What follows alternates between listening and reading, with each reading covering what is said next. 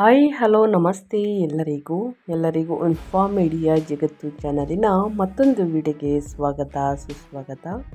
ಸ್ನೇಹಿತರೆ, ಎಲ್ಲರೂ ಹೇಗಿದ್ದೀರಾ? ಎಲ್ಲರೂ ಚೆನ್ನಾಗಿದ್ದೀರಾ ಅಂದ್ಕೊಂಡಿದ್ದೀನಿ. ನಾನು ಕೂಡ ತುಂಬಾ ಚೆನ್ನಾಗಿದ್ದೀನಿ. ಎಲ್ಲರೂ ಚೆನ್ನಾಗಿದ್ದೀರಾ ಅಂದ್ಕೊಂಡು ಭಾವಿಸ್ಕೊಂಡು ಇವತ್ತಿನ ಒಂದು ವಿಡಿಯೋನ ಶುರು ಮಾಡಿಬಿಡೋಣ. ಇವತ್ತಿನ ಒಂದು ವಿಡಿಯೋದಲ್ಲಿ ಮೀನರಾಶಿಯವರಿಗೆ ಸ್ನೇಹಿತರೆ ಶನಿ ಸಂಚಾರ ಇದೆ. ಈ ಸಂಚಾರದ ಸಮಯದಲ್ಲಿ ಮೀನರಾಶಿಯವರ ಜೀವನದಲ್ಲಿ ಏನೆಲ್ಲ ಬದಲಾವಣೆಗಳು ಕಂಡು ಬರಲಿದೆ, ಯಾವುದರ ಬಗ್ಗೆ ಎಚ್ಚರಿಕೆ ವಹಿಸಬೇಕು ಅನ್ನೋದನ್ನ ಕಂಪ್ಲೀಟಾಗಿ ಮೀನರಾಶಿಯವರಿಗೆ ಇದೇ ವಿಡಿಯೋದಲ್ಲಿ ತಿಳಿಸ್ಕೊಡ್ತಾ ಹೋಗ್ತೀನಿ. ಇದನ್ನೆಲ್ಲ ತಿಳ್ಕೋಬೇಕು ಮೀನರಾಶಿಯವರು ಸಣ್ಣ ಪುಟ್ಟ ಪರಿಹಾರಗಳನ್ನೆಲ್ಲ ಫಾಲೋ ಅಪ್ ಮಾಡಬೇಕು ಅಂದರೆ ಎಲ್ಲೂ ಕೂಡ ವಿಡಿಯೋನ ಸ್ಕಿಪ್ ಮಾಡಬಾರ್ದು. ಅಂದರೆ ವಿಡಿಯೋನ ಕಟ್ ಮಾಡಿ ಓಡಿಸ್ಕೊಂಡು ಹೋಗಿ ನೋಡ್ತೀನಿ ಅಂದರೆ ಫುಲ್ ಇನ್ಫಾರ್ಮೇಷನ್ ಅರ್ಥ ಆಗಲ್ಲ. ಸೊ ಹಾಗಾಗಿ ಎಲ್ಲ ವಿಡಿಯೋದಲ್ಲೂ ತಿಳಿಸ್ತಾ ಇರ್ತೀನಿ. ಮೊದಲಿಂದ ಕೊನೆ ತನಕ ಸಂಪೂರ್ಣವಾಗಿ ವಿಡಿಯೋವನ್ನು ವಾಚ್ ಮಾಡಿ. ವಿಡಿಯೋದಲ್ಲಿ ಒಳ್ಳೆ ಮಾಹಿತಿ ಸಿಕ್ಕಿದ್ದಲ್ಲಿ, ಈ ವಿಡಿಯೋ ಯೂಸ್ಫುಲ್ ಅನಿಸಿದ್ದಲ್ಲಿ ವಿಡಿಯೋಗೆ ಲೈಕ್ ಮಾಡೋದನ್ನ ಮರ್ತಿದ್ರೆ ಲೈಕ್ ಮಾಡಿ. ಇನ್ನೂ ನನ್ನ ಚಾನಲ್ನ ಸಬ್ಸ್ಕ್ರೈಬ್ ಮಾಡ್ಕೊಂಡಿಲ್ಲ ಅಂದರೆ ಇನ್ಫಾರ್ಮ್ ಮೀಡಿಯಾ ಜಗತ್ತಿಗೆ ಸಬ್ಸ್ಕ್ರೈಬ್ ಆಗಿ ಇದೇ ರೀತಿ ಪ್ರತಿನಿತ್ಯ ನಿಮ್ಮ ರಾಶಿ ಭವಿಷ್ಯವನ್ನು ತಿಳಿಸ್ಕೊಡ್ತಾ ಹೋಗ್ತೀನಿ. ಯಾರೆಲ್ಲ ಸಬ್ಸ್ಕ್ರೈಬ್ ಮಾಡ್ಕೊಂಡಿದ್ದೀರಾ ಅವ್ರಿಗೆ ಥ್ಯಾಂಕ್ ಯು ಸೋ ಮಚ್ ಅಂತ ಹೇಳ್ತಾ ವಿಡಿಯೋದ ಕಡೆ ಗಮನ ಕೊಟ್ಬಿಡೋಣ. ಹೌದು, ಮೀನರಾಶಿಯವರಿಗೆ ಸ್ನೇಹಿತರೆ ವರ್ಷ ಪೂರ್ತಿ ಶನಿ ಆಶೀರ್ವಾದ ಇರಲಿದೆ. ಅದೃಷ್ಟ ನಿಮ್ಮದೇ ಅಂತಲೇ ಹೇಳ್ಬೋದು. ಹಾಗಿದ್ರೆ ಯಾವುದರ ಬಗ್ಗೆ ಎಚ್ಚರಿಕೆ ವಹಿಸಬೇಕು ಅನ್ನೋದನ್ನ ತಿಳಿಸ್ಕೊಡ್ತಾ ಹೋಗ್ತೀನಿ. ಸಂಪೂರ್ಣವಾಗಿ ವಿಡಿಯೋವನ್ನು ವಾಚ್ ಮಾಡಿ. ಹೆಚ್ಚು ಫ್ಯಾಮಿಲಿಗೆ, ಫ್ರೆಂಡ್ಸ್ಗೆ ಈ ವಿಡಿಯೋವನ್ನು ಶೇರ್ ಮಾಡಿ. ನಿಮ್ಮ ಕಡೆಯಿಂದ ಅದೃಷ್ಟದ ಭವಿಷ್ಯವನ್ನು ಅವರು ಕೂಡ ತಿಳ್ಕೊಂಡಂಗಾಗುತ್ತೆ. ಓಕೆ, ಕಮೆಂಟ್ ಬಾಕ್ಸಲ್ಲಿ ಓಂ ಶಾಂ ಶನೀಶ್ವರಾಯ ನಮಃ ಎಂದು ಕಮೆಂಟ್ ಮಾಡಿ. ಶನಿದೇವರ ಅನುಗ್ರಹದಿಂದ ಇರುವಂತಹ ಕಷ್ಟಗಳು, ಸಮಸ್ಯೆಗಳು, ಅಡಚಣೆಗಳು, ತೊಂದರೆ ಏನೇ ಇದ್ದರೂ ಕೂಡ ನಿವಾರಣೆಯಾಗಿ ಉನ್ನತ ಆರೋಗ್ಯವನ್ನು ಪಡೆದುಕೊಂಡು ಸುಖ ಸಂಪತ್ತು ಹೆಚ್ಚಳವಾಗಲಿ ಮೀನರಾಶಿಯವರಿಗೆ ಅಂತ ಕೇಳ್ಕೊತಾ ವಿಡಿಯೋದ ಕಡೆ ಗಮನ ಕೊಟ್ಬಿಡೋಣ. ಹೌದು, ನಿಮ್ಮ ಔದ್ಯೋಗಿಕ ಕ್ಷೇತ್ರದಲ್ಲಿರುವವರ ಬೆಳವಣಿಗೆ ಹೇಗಿರಲಿದೆ? ವಿದ್ಯಾರ್ಥಿಗಳಿಗೆ ಈ ತಿಂಗಳು ಶುಭದಾಯಕವೇ? ವ್ಯಾಪಾರಸ್ಥರಿಗೆ ದಿಕ್ಸೂಚಿಯಾಗಿದೆ. ಕೌಟುಂಬಿಕ ಜೀವನ ಹೇಗಿರಲಿದೆ? ನಿಮ್ಮ ಆರೋಗ್ಯ, ಆರ್ಥಿಕ ಸ್ಥಿತಿಯಲ್ಲಿ ಶುಭ ಫಲಗಳು ಇದೆಯಾ ಎನ್ನುವ ಮಾಹಿತಿಯನ್ನು ಇದೇ ವಿಡಿಯೋದಲ್ಲಿ ನೋಡ್ತಾ ಹೋಗೋಣ. ಮೊದಲನೇದಾಗಿ ಗ್ರಹಗಳ ಸಂಚಾರ ಹೇಗಿರಲಿದೆ ಅನ್ನೋದನ್ನ ತಿಳಿಸ್ಕೊಟ್ಬಿಡ್ತೀನಿ. ಮೀನರಾಶಿಯವರಿಗೆ ಸಾಡೆ ಸಾತಿಯ ಪ್ರಭಾವದಲ್ಲಿರುತ್ತದೆ. ಶನಿಯು ವರ್ಷ ಪೂರ್ತಿ ನಿಮ್ಮ ರಾಶಿಯಲ್ಲೇ ನೆಲೆಸುತ್ತಾನೆ. ಆದರೆ ರಾಹು 12ನೇ ಮನೆಯಲ್ಲಿ ಸಾಗುತ್ತಾರೆ. ಗುರು 4ನೇ ಮನೆ, 5ನೇ ಮನೆ ಮತ್ತು 6ನೇ ಮನೆಗಳಲ್ಲಿ ಸಾಗುತ್ತಾರೆ. ಪರಿಣಾಮವಾಗಿ ಈ ತಿಂಗಳಿಂದ ಸಂಯಮ ಮತ್ತು ತಾಳ್ಮೆ ಅಗತ್ಯವಿರುತ್ತದೆ. ನಿಮಗೆ ನೀವು ಹಣಕಾಸಿನ ವಿಷಯಗಳಲ್ಲಿ ಸಂಯಮವನ್ನು ಹೊಂದಿರಬೇಕು. ಶುಭ ಕಾರ್ಯಕ್ರಮಗಳಿಗೆ ನಿಮ್ಮ ಖರ್ಚು ಕೂಡ ಹೆಚ್ಚಾಗಬಹುದು. ಶನಿಯು ವರ್ಷ ಪೂರ್ತಿ ಅಂದರೆ ವರ್ಷವಿಡೀ ಲಗ್ನದ ಮನೆಯಲ್ಲಿರುತ್ತಾರೆ. ಇದು ನಿಮ್ಮ ಜೀವನದ ಜವಾಬ್ದಾರಿಗಳನ್ನು ಹೆಚ್ಚಿನ ಗಂಭೀರತೆ ಮತ್ತು ಸ್ವಯಂ ಶಿಸ್ತಿನಿಂದ ಸಮೀಪಿಸಲು ನಿಮ್ಮನ್ನು ಪ್ರೋತ್ಸಾಹಿಸುತ್ತದೆ ಅಂತಲೇ ಹೇಳ್ಬೋದು.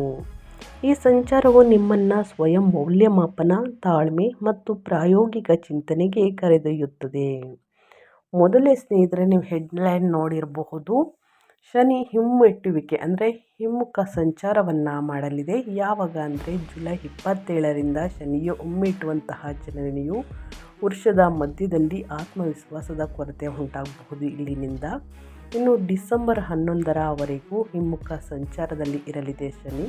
ನಿರ್ಧಾರಗಳ ಬಗ್ಗೆ ಗೊಂದಲ ಮತ್ತು ಕೆಲಸದಲ್ಲಿ ನಿರೀಕ್ಷಿತ ವಿಳಂಬಕ್ಕೆ ಕಾರಣವಾಗಬಹುದು. ಮೀನರಾಶಿಯ ವ್ಯಕ್ತಿಗಳಿಗೆ ಭಾವನಾತ್ಮಕ ಪ್ರಕೋಪಗಳನ್ನು ತಪ್ಪಿಸುವುದು ಮತ್ತು ಉತ್ತಮ ತಂತ್ರವನ್ನು ಅಳವಡಿಸಿಕೊಳ್ಳುವುದು ಈ ಸಮಯದಲ್ಲಿ ನಿರ್ಣಾಯಕವಾಗಿರುತ್ತದೆ. ಹಾಗಿದ್ದರೆ ಶನಿ ಹಿಮ್ಮೆಟ್ಟುವಿಕೆಯಿಂದ ಅಂದರೆ ಹಿಮ್ಮುಖ ಸಂಚಾರದಿಂದ ಏನೆಲ್ಲ ಬದಲಾವಣೆಯನ್ನು ವ್ಯಾಪಾರ, ವ್ಯವಹಾರದಲ್ಲಿ, ವೃತ್ತಿ ಜೀವನದಲ್ಲಿ, ನಿಮ್ಮ ಹೆಲ್ತ್ ಬಗ್ಗೆ ಮತ್ತು ವಿದ್ಯಾರ್ಥಿಗಳ ಬಗ್ಗೆ, ಮೀನರಾಶಿಯ ವಿದ್ಯಾರ್ಥಿಗಳು ಇನ್ನು ವೈವಾಹಿಕ, ಕುಟುಂಬ, ಪ್ರೇಮ ಜೀವನದಲ್ಲಿ ಏನೆಲ್ಲ ಬದಲಾವಣೆಗಳು ಕಂಡು ಬರಬಹುದು ಅನ್ನೋದನ್ನ ನೋಡ್ತಾ ಹೋಗೋಣ ಬನ್ನಿ. ಮೊದಲನೇದಾಗಿ ಹಣಕಾಸಿನ ಬಗ್ಗೆ ತಿಳಿಸ್ಕೊಡ್ತೀನಿ. ನಿಮ್ಮ ಆರ್ಥಿಕ ಸ್ಥಿತಿ ಹೇಗಿರಲಿದೆ ಆಗಸ್ಟ್ ತಿಂಗಳಲ್ಲಿ ಅನ್ನೋದನ್ನ ನೋಡೋದಾದರೆ, ಮೀನರಾಶಿಯವರಿಗೆ ಈ ತಿಂಗಳಲ್ಲಿ ಆರ್ಥಿಕ ವಿಷಯಗಳಲ್ಲಿ ದುಬಾರಿ ಮತ್ತು ಗೊಂದಲಮಯವಾಗಿರುತ್ತದೆ. ಆರ್ಥಿಕವಾಗಿ 2026 ಆಗಸ್ಟು ಶಿಸ್ತನ್ನು ಬಯಸುತ್ತದೆ. ನೀವು ನಿಮ್ಮ ಕಾರ್ಯಗಳನ್ನು ಯೋಜಿಸಬೇಕಾಗುತ್ತದೆ.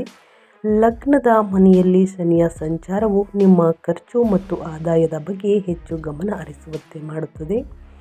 ವರ್ಷದ ದ್ವಿತೀಯಾರ್ಧದಲ್ಲಿ ಸ್ನೇಹಿತರೆ ಆದಾಯ ಸ್ಥಿರವಾಗಿರುತ್ತದೆ, ಆದರೆ ವೆಚ್ಚಗಳನ್ನು ನಿಯಂತ್ರಿಸುವುದು ಅಗತ್ಯವಾಗಿರುತ್ತದೆ. ಜುಲೈ ತಿಂಗಳ ನಂತರ ಸ್ನೇಹಿತರೆ ಗುರುವಿನ ಸಂಚಾರ ಕೂಡ ಇದೆ. ಮನೆ, ವಾಹನ ಅಥವಾ ಆಸ್ತಿಗೆ ಸಂಬಂಧಿಸಿದ ವೆಚ್ಚಗಳನ್ನು ಹೆಚ್ಚಿಸಬಹುದು. ಇದರ ನಂತರ 5ನೇ ಮನೆಗೆ ಗುರುವಿನ ಪ್ರವೇಶವು ಹೂಡಿಕೆಗಳು, ಉಳಿತಾಯ ಯೋಜನೆಗಳು ಮತ್ತು ಭವಿಷ್ಯದ ನಿಧಿಗಳಿಗೆ ಸಕಾರಾತ್ಮಕ ಸಂಕೇತಗಳನ್ನು ನೀಡುತ್ತದೆ. ಉದ್ಯಮಿಗಳಿಗೆ ಉತ್ತರಾರ್ಧದಲ್ಲಿ, ವಿಶೇಷವಾಗಿ ಡಿಸೆಂಬರ್ 2026ರ ನಂತರ ಲಾಭದ ಸಾಧ್ಯತೆ ಹೆಚ್ಚಾಗುತ್ತದೆ. ಅಂದರೆ ಡಿಸೆಂಬರ್ 11ನೇ ತಾರೀಕು ತನಕ ಸ್ನೇಹಿತರೆ ಶನಿ ಹಿಮ್ಮುಖ ಸಂಚಾರ ಇರುವ ಕಾರಣ ಸ್ವಲ್ಪ ಅಡಚಣೆ ಉಂಟಾಗಬಹುದು. ಆ ನಂತರ ಎಲ್ಲವೂ ಕೂಡ ಸಾಧಾರಣವಾಗಲಿದೆ. 11ನೇ ಮನೆಗೆ ರಾಹುವಿನ ಪ್ರವೇಶವು ಹೊಸ ಆದಾಯದ ಮೂಲಗಳನ್ನು ಸಕ್ರಿಯಗೊಳಿಸುತ್ತದೆ. ಒಟ್ಟಾರೆಯಾಗಿ ಮೀನರಾಶಿಯ ವ್ಯಕ್ತಿಗಳು ಹಣಕಾಸಿನ ವಿಚಾರದಲ್ಲಿ ಏನೆಲ್ಲ ಬದಲಾವಣೆಗಳನ್ನು ನೋಡಲಿದ್ದೀರಿ, ಯಾವುದರ ಬಗ್ಗೆ ಎಚ್ಚರಿಕೆ ವಹಿಸಬೇಕು ಅನ್ನೋದನ್ನ ಕಂಪ್ಲೀಟಾಗಿ ತಿಳಿಸ್ಕೊಟ್ಟಾಯಿತು ಸ್ನೇಹಿತರೆ. ಇನ್ನು ಅದೇ ರೀತಿ ವೃತ್ತಿ ಜೀವನದ ಬಗ್ಗೆ ಹೇಳೋದಾದರೆ, ಇನ್ನು ಆಸ್ತಿ, ಮನೆ, ಪ್ರಾಪರ್ಟಿ, ವಾಹನವನ್ನು ಖರೀದಿ ಮಾಡುವುದಕ್ಕೆ ಮುಂದಾಗಲಿದ್ದೀರಿ ಸ್ನೇಹಿತರೆ. ಅನಗತ್ಯ ಖರ್ಚುಗಳನ್ನು ಬಿಟ್ಟು ಬೇಕಾಗಿರುವಂತಹ ವಸ್ತುಗಳನ್ನು ಖರೀದಿ ಮಾಡಿ. ಯಾಕಂದರೆ ಮುಂದಿನ ದಿನಗಳಲ್ಲಿ ಹಣಕಾಸಿನ ಪ್ರಾಬ್ಲಮ್ ಎದುರಾಗಬಹುದು. ಶನಿ ಸ್ನೇಹಿತರೆ ಹಿಮ್ಮುಖ ಸಂಚಾರದ ಸಮಯದಲ್ಲಿ ವ್ಯಾಪಾರ ಮತ್ತು ವ್ಯವಹಾರ ಹಣಕಾಸಿನಲ್ಲಿ ಸ್ನೇಹಿತರೆ ಸ್ವಲ್ಪ ವಿಳಂಬವನ್ನು ನೋಡಲಿದ್ದೀರಿ. ಸ್ವಲ್ಪ ಅಡಚಣೆಗಳು ಉಂಟಾಗಬಹುದು.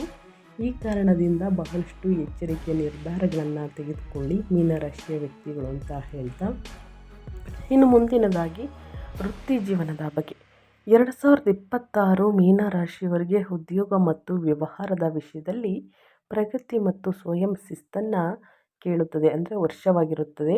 ವರ್ಷವಿಡೀ ಲಗ್ನದ ಮನೆಯಲ್ಲಿ ಶನಿಯ ಸಂಚಾರವು ನಿಮ್ಮ ಗುರುತನ್ನು, ನಿಮ್ಮ ಕಠಿಣ ಪರಿಶ್ರಮವನ್ನು, ತಾಳ್ಮೆಯನ್ನು ಮತ್ತು ಸ್ಥಿರ ಪ್ರಯತ್ನಗಳಿಂದ ರೂಪಿಸುತ್ತದೆ ಎಂದು ಗ್ರಹಗಳ ಸೂಚನೆ. ಹಾಗಾಗಿ ಕೆಲಸದಲ್ಲಿ ಸ್ವಲ್ಪ ಒತ್ತಡ ಮತ್ತು ಜವಾಬ್ದಾರಿಗಳು ಕೂಡ ಹೆಚ್ಚಾಗಬಹುದು. ನೀವು ನಿಮ್ಮ ಕೌಶಲ್ಯಗಳನ್ನು ಅಭಿವೃದ್ಧಿಪಡಿಸಿಕೊಳ್ಬೇಕು ಮತ್ತು ನಿಮ್ಮ ಕೆಲಸದ ಶೈಲಿಯಲ್ಲಿ ಹೆಚ್ಚು ಸಂಘಟಿತರಾಗಬೇಕು. ಶನಿಯ ಹಿಮ್ಮೆಟ್ಟುವಂತಹ ಹಂತದಲ್ಲಿ ಅಂದರೆ ಜುಲೈ 27ರಿಂದ ಸ್ನೇಹಿತರೆ ಕೆಲವು ಯೋಜನೆಗಳು ವಿಳಂಬವಾಗಬಹುದು, ಬಡ್ತಿಗಳು ವಿಳಂಬವಾಗಬಹುದು ಅಥವಾ ನಿರ್ಧಾರಗಳನ್ನು ಪರಿಷ್ಕರಿಸಬೇಕಾಗಬಹುದು. ಈ ಸಮಯದಲ್ಲಿ ಉದ್ಯೋಗ ಬದಲಾವಣೆಗಳನ್ನು ಆದಷ್ಟು ತಪ್ಪಿಸಬೇಕು ಮತ್ತು ನಿಮ್ಮ ಪ್ರಸ್ತುತ ಕೆಲಸದ ಮೇಲೆ ಕೇಂದ್ರೀಕರಿಸುವುದು ಹೆಚ್ಚು ಪ್ರಯೋಜನಕಾರಿಯಾಗಿದೆ. ಹಾಗಾಗಿ ಯಾವುದರ ಬಗ್ಗೆ ಎಚ್ಚರಿಕೆ ವಹಿಸಬೇಕು ಶನಿ ಹಿಮ್ಮೆಟ್ಟುವಂತಹ ಸಂಚಾರದಲ್ಲಿ ಅಂತ ತಿಳಿಸ್ಕೊಟ್ಟಿದ್ದೀನಿ. ಇನ್ನು 4ನೇ ಮನೆಯಲ್ಲಿ ಗುರುವಿನ ಸಂಚಾರವು ಕೆಲಸದ ಸ್ಥಿರತೆ, ಸ್ಥಳಾಂತರ ಅಥವಾ ಮನೆಗೆ ಸಂಬಂಧಿಸಿದ ನಿರ್ಧಾರಗಳ ಮೇಲೆ ಪರಿಣಾಮ ಬೀರಬಹುದು ತರವಾಯಿ. ಹಾಗಾಗಿ ಜುಲೈ ನಂತರ ಗುರುವಿನ 5ನೇ ಮನೆಗೆ ಪ್ರವೇಶವು ಸೃಜನಶೀಲತೆ, ನಾಯಕತ್ವ ಮತ್ತು ವೃತ್ತಿಪರ ವಿಶ್ವಾಸವನ್ನು ಬಲಪಡಿಸುತ್ತದೆ. ಈ ಸಮಯವು ಹೊಸ ಯೋಜನೆಗಳನ್ನು ಪ್ರಾರಂಭಿಸಲು, ಶಿಕ್ಷಣ ಆಧಾರಿತ ವೃತ್ತಿ ಜೀವನವನ್ನು ಮುಂದುವರಿಸಲು ಅಥವಾ ಸಲಹಾ ಕೆಲಸಗಳನ್ನು ಮಾಡಲು ವಿಶೇಷವಾಗಿ ಅನುಕೂಲಕರವಾಗಿರುತ್ತದೆ. ಮೀನರಾಶಿಯವರು ಉದ್ಯೋಗ ಬದಲಾವಣೆಗಳನ್ನು ಸಹ ಅನುಭವಿಸಬಹುದು. ಉದ್ಯೋಗವನ್ನು ಚೇಂಜ್ ಮಾಡಬೇಕು, ಹೊಸದಾಗಿ ಹೊಸ ಉದ್ಯೋಗವನ್ನು ಶುರು ಮಾಡಬೇಕು ಅನ್ನೋರು ಸ್ನೇಹಿತರೆ ಡಿಸೆಂಬರ್ ತನಕ ಸ್ವಲ್ಪ ವಿಳಂಬವನ್ನೇ ನೋಡ್ಬೋದು. ಹಾಗಾಗಿ ಯೋಚಿಸಿ ನಿರ್ಧಾರಗಳನ್ನು ತೆಗೆದುಕೊಳ್ಳಿ. ಇದು ಕೂಡ ಒಳಿತಲ್ಲ. ನಿರ್ಧಾರಗಳು ಗಮನದಲ್ಲಿ ಇಟ್ಕೊಳ್ಳಿ, ಯಾಕಂದರೆ ಸಮಸ್ಯೆಗಳು ಉದ್ಭವಿಸಬಹುದು.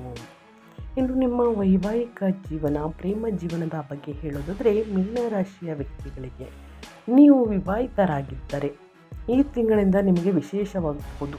ನೀವು ವೈವಾಹಿಕ ಜೀವನದಲ್ಲಿ ಕೆಲವು ಉತ್ತಮ ಅನುಭವಗಳನ್ನು ಪಡೆಯುತ್ತೀರಿ. ಸಂಗಾತಿ ನಿಮ್ಮ ಸಂತೋಷಕ್ಕೆ ಕಾರಣರಾಗುತ್ತಾರೆ, ಆದರೆ ನೀವು ಕಹಿ ಅನುಭವಗಳನ್ನು ಸಹ ಅನುಭವಿಸಬೇಕಾಗುತ್ತದೆ. ನಿಮ್ಮ ಸಂಗಾತಿಗೆ ಅವರ ಪಾಲಿಗೆ ಸಾಕಷ್ಟು ಸಮಯವನ್ನು ನೀಡಬೇಕಾಗುತ್ತದೆ. ನಿಮ್ಮಿಬ್ಬರ ನಡುವೆ ಅಹಂಕಾರದ ಘರ್ಷಣೆ ಉಂಟಾಗಬಹುದು ಅಥವಾ ಕೆಲವು ತಪ್ಪು ತಿಳುವಳಿಕೆಯಿಂದ ವಿವಾದದ ಸಾಧ್ಯತೆ ಇದೆ.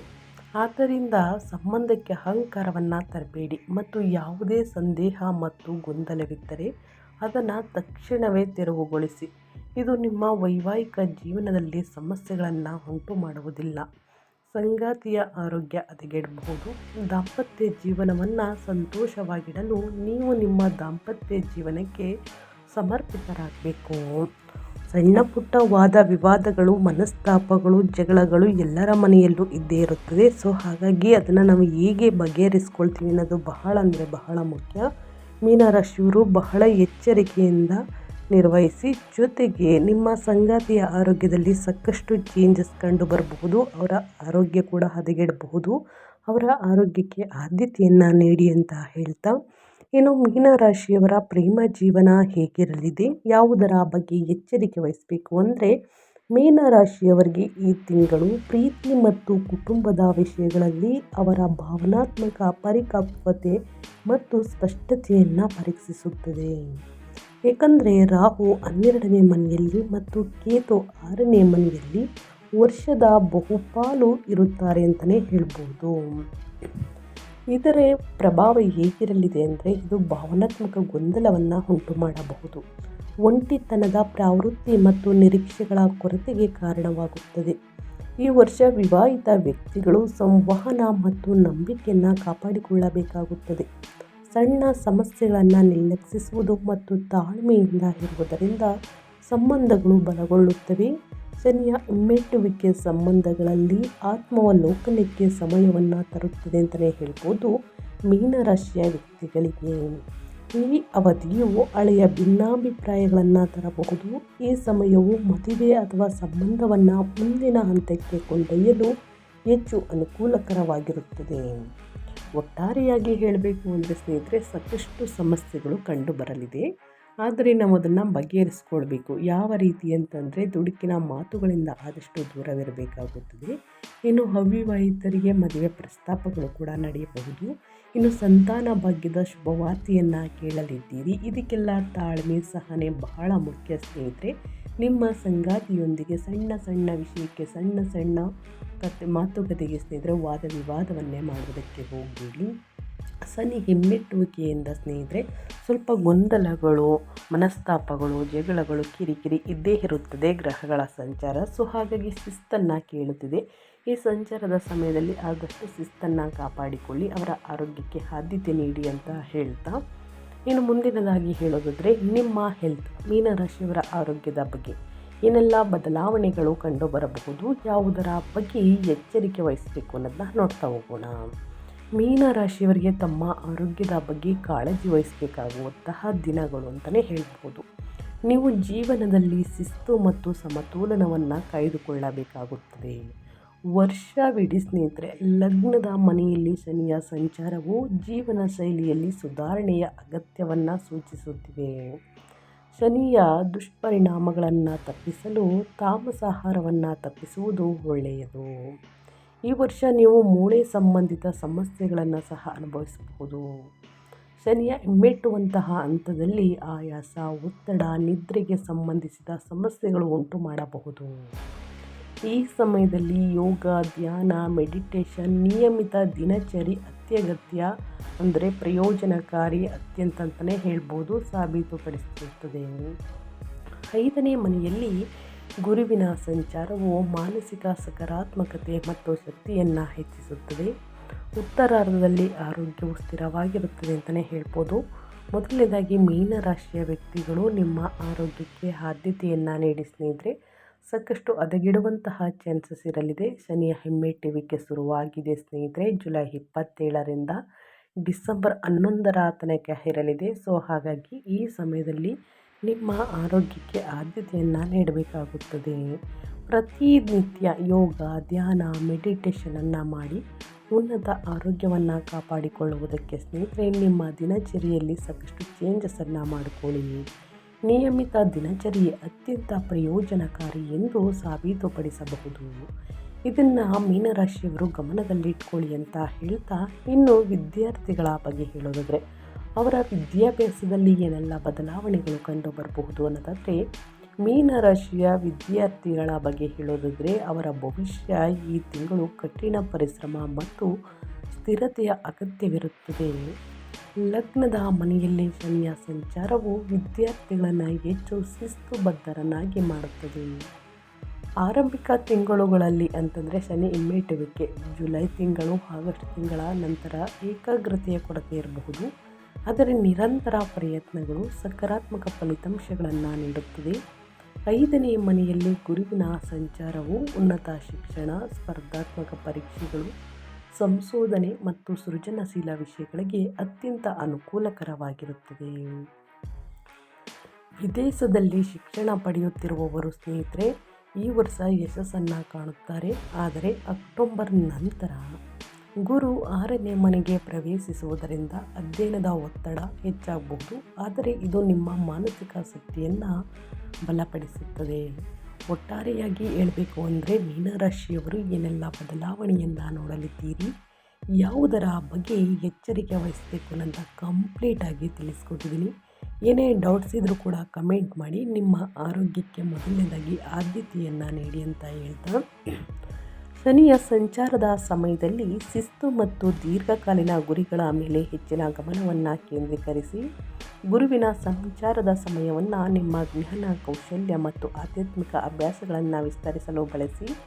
ಈ ಅವಧಿಯಲ್ಲಿ ಹಣಕಾಸಿನ ವಿಷಯವಾಗಿ ಬಹಳ ಜಾಗರೂಕರಾಗಿರಿ. ಅನಗತ್ಯ ಅಪಾಯಗಳನ್ನು ತಪ್ಪಿಸಿ. ನಿಯಮಿತವಾಗಿ ವ್ಯಾಯಾಮ, ಸಮತೋಲಿತ ಆಹಾರದ ಮೂಲಕ ಆರೋಗ್ಯಕ್ಕೆ ಹೆಚ್ಚಿನ ಆದ್ಯತೆ ನೀಡಿ. ತಪ್ಪು ತಿಳುವಳಿಕೆಗಳನ್ನು ದೂರ ಮಾಡಲು ಸಂಬಂಧಗಳಲ್ಲಿ ಮುಕ್ತ ಸಂವಹನವನ್ನು ಹೊಂದುವುದು ಮುಖ್ಯ. ಹಾಗಾಗಿ ಸ್ನೇಹಿತರೆ, ದೇವಾಲಯಗಳಿಗೆ ಭೇಟಿ ನೀಡುವುದು, ಈ ಪರಿಹಾರವನ್ನು ಮಾಡುವುದರಿಂದ ಸಮಸ್ಯೆಗಳು ಕ್ರಮೇಣವಾಗಿ ಕಡಿಮೆಯಾಗಲಿದೆ. ಗುರುವಿನ ಸಕಾರಾತ್ಮಕ ಪ್ರಭಾವವನ್ನು ಬಲಪಡಿಸಲು ಗುರುಮಂತ್ರವನ್ನು ಪಠಿಸಿ ಸ್ನೇಹಿತರೆ. ಗುರು ಸ್ತೋತ್ರವನ್ನು ಹೇಳಿ.